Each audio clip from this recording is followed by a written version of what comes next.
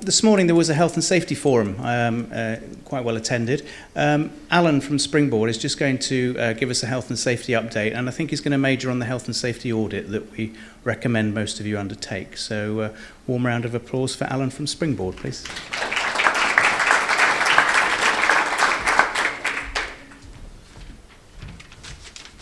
Hi there. Yeah, we had a good meeting this morning. Thanks for all that attended. What we didn't have in quantity, we definitely had in quality. And there was a lot of good ideas banded about.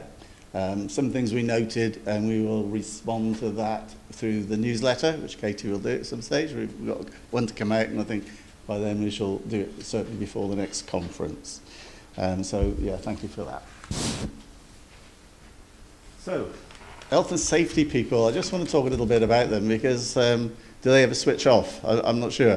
And I'm an example. Even when I was a plant manager, I'll tell you a little bit that I was on a cruise. I know someone's going on a cruise today, and this will probably, he'll probably use this information, but, and he's here in the room.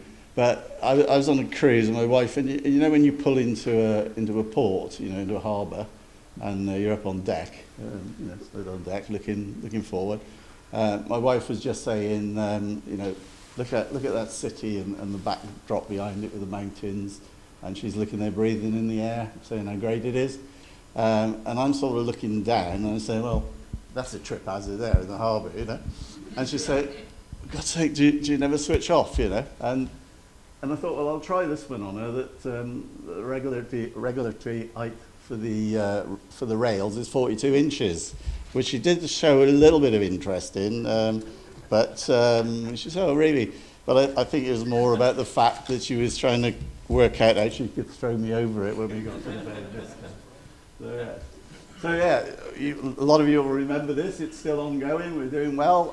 We've got 3 booked for this month. One's already booked for next month. Some of them are repeats, so they're not getting the deal. But our SPA 5-star audit, 38 health and safety categories, 391 scoring checks, a factory walk around. We're looking at 70%. People have been doing very well. And then you get, obviously have an LTA, then you're going to get a 5% reduction. But overall, it's looking pretty good. Roll up, come and see us, it's ready. You still get one free if you're a sheep plant. If you've got 3 sheep plants, you're only getting 1, but pick the one you want done, the worst one or the best one, if you want to impress me. But at the end of the day, it's there, it's available. So that's our ring of defence. It's in place. It's what we put down as our GoFBO, if you want to put it that way. That's get one free, then buy one. So for those of you who didn't pick up on that last time, so it is available. The other thing that we do, we're talking about innovation today, so I just want to talk a little bit where Springboard can support that. A couple of things. We do a lot with training. We do a lot with training online because it suits a lot of our customers to be able to train an individual instead of stopping a factory process or an office process. And of course, we do training that's going to help in health and safety and in other parts of the business, and finding solutions and concepts to problems and challenges. We get those in risk assessments, working with people that know a little bit about it, want to participate. They come up with innovative ideas how to fix something themselves. If not, we can bounce that around. So that is there. It gives people the opportunity to come online, work with our technology, and do the course. So statutory, mandatory training in all the businesses. Statutory, what's the difference with them? That's required by law. Awareness of health and safety, for example, having a policy in place, COSH awareness, RIDDOR, fire safety, manual handling, basic risk assessment training. That's your statutory bit that you need by law with your people.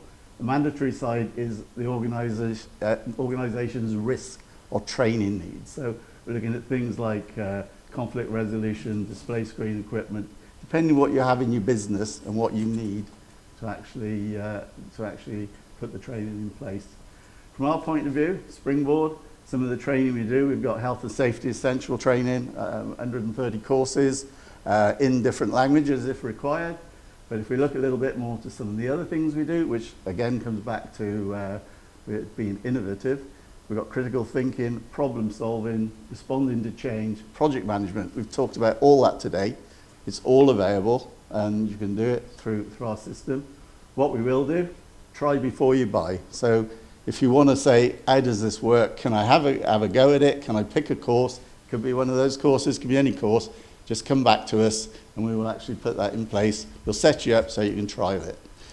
When your employees want to do it, they can do the course, they go through it, do a test at the end, do a certificate online, all sorted out. We can come onto the premises and do training as well if that's required. But it's a nice way of doing it. And there's some interesting subjects in there if you want to get your people motivated. So from that point of view, that covers what I wanted. So I'm going to leave you, come and see me if you want.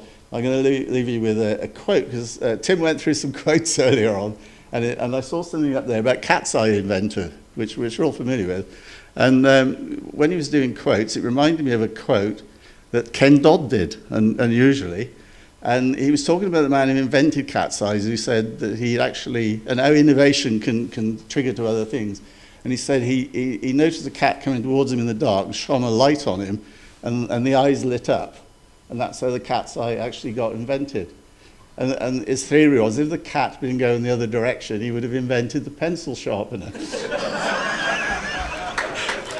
Thank you.